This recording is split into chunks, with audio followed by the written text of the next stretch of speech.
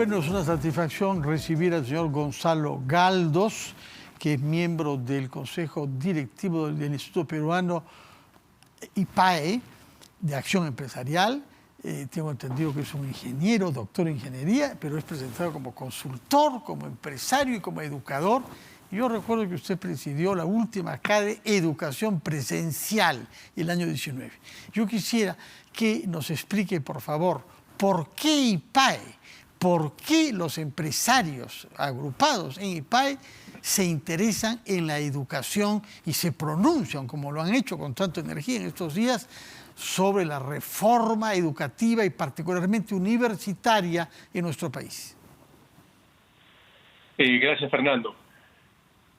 Es indudable que los empresarios en general han vivido una etapa muy difícil en el país en el que el déficit de calidad en educación generó una brecha para cubrir posiciones claves que eran indispensables para asegurar el crecimiento y la salud de las empresas. Entonces no podían vivir al margen de un sistema educativo de baja calidad y se fueron comprometiendo en el relacionamiento con las universidades y también apoyando y promoviendo un marco regulatorio adecuado. En la reforma universitaria, por más controversial que haya sido en su momento, han generado resultados muy concretos: mayor número de docentes a tiempo completo, mayor número de universidades ranqueadas internacionalmente, se ha triplicado la cantidad de publicaciones, se ha quintuplicado el número de patentes. Entonces la evidencia está ahí y es lógico que los empresarios ahora reaccionemos cuando vemos en peligro la reforma universitaria. De acuerdo. Usted mismo creo que ha sido rector, ¿no?, de la Universidad Peruana de Ciencias Aplicadas. Sí, me tocó ese honor, Fernando. Ya es importante recordarlo, precisamente porque es un honor y hay que reconocer los honores. Pero, ¿tuvo que lidiar con la SUNEDU en su época usted? En realidad estuvimos en una etapa en la que tuvimos más bien a la Asamblea Nacional de Rectores, viví las dos etapas y viví el nacimiento de la SUNEDU. Bueno, o sea, conoce el monstruo por dentro, sabe cómo funcionó la Asociación Nacional de Rectores ANR y cómo comenzó a funcionar SUNEDU. ¿Y qué recuerdos guarda de esas dos etapas?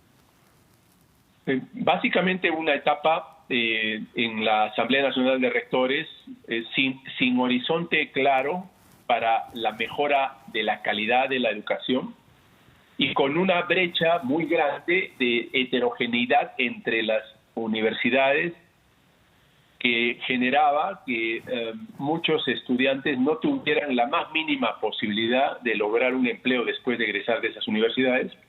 Esas brechas se fueron corrigiendo más por el voluntarismo y en la inversión seria de algunas universidades, sobre todo privadas, y algunas no lo hicieron de la misma manera y siguieron usufructuando del crecimiento de la demanda.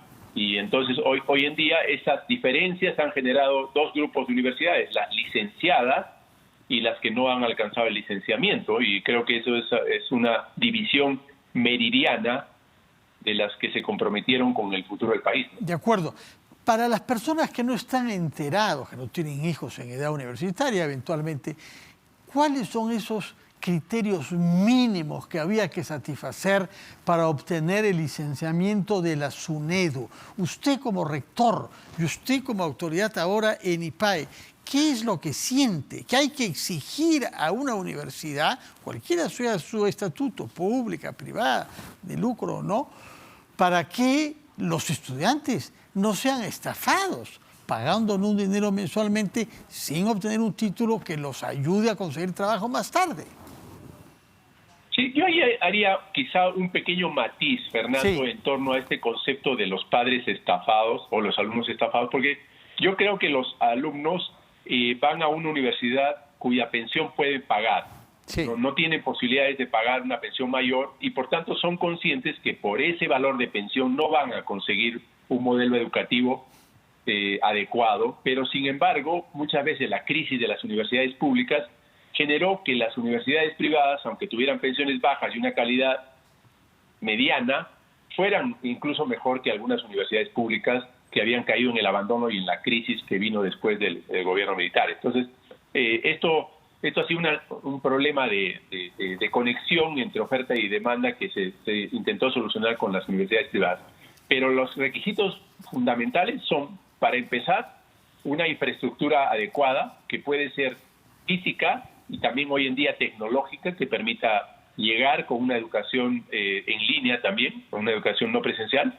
Segundo, profesores idóneos que tengan la formación adecuada, y esto es central dentro del modelo. Y tercero, que haya un diseño curricular para que las carreras respondan a las necesidades del sector, los sectores reales, de la demanda de las empresas y las instituciones, y por tanto se asegure un nivel de empleabilidad y un salario decente a los egresados, ¿no?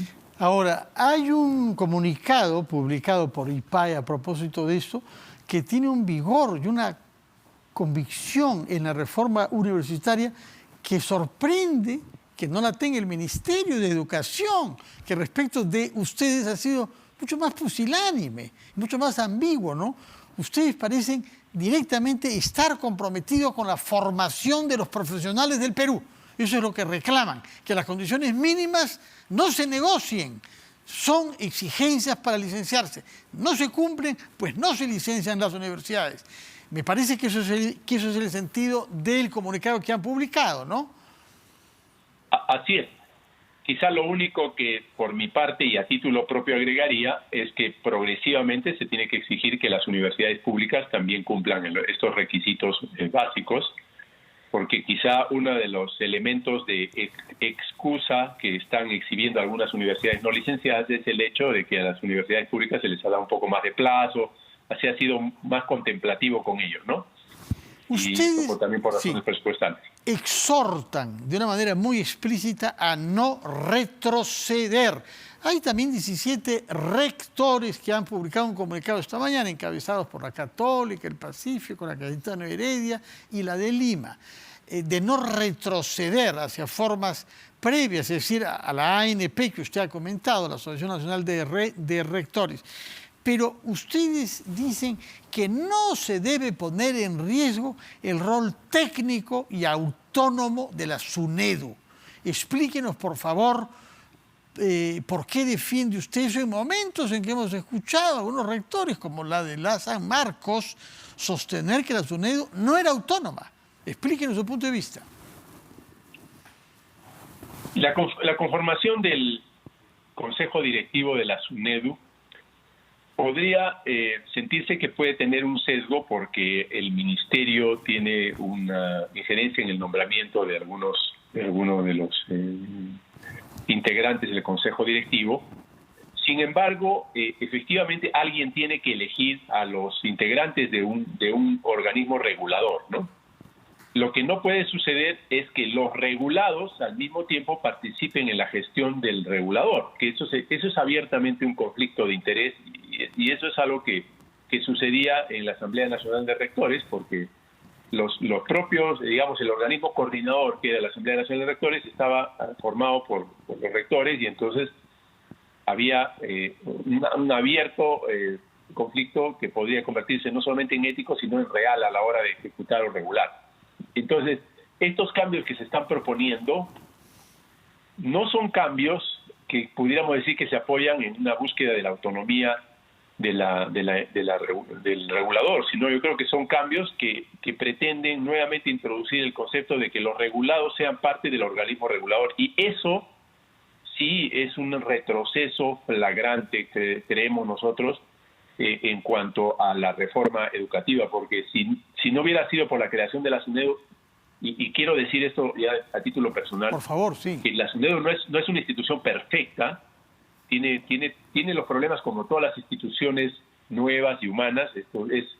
Se demora mucho en el trámite de algunos procesos, de algunas carreras nuevas o reformas curriculares, pero eso no puede dar pie a cuestionar su condición de regulador y a la necesidad que exista. Esto es fundamental tenerlo en cuenta, y yo creo que no solamente se trata del apoyo de todas esas instituciones que han firmado los comunicados.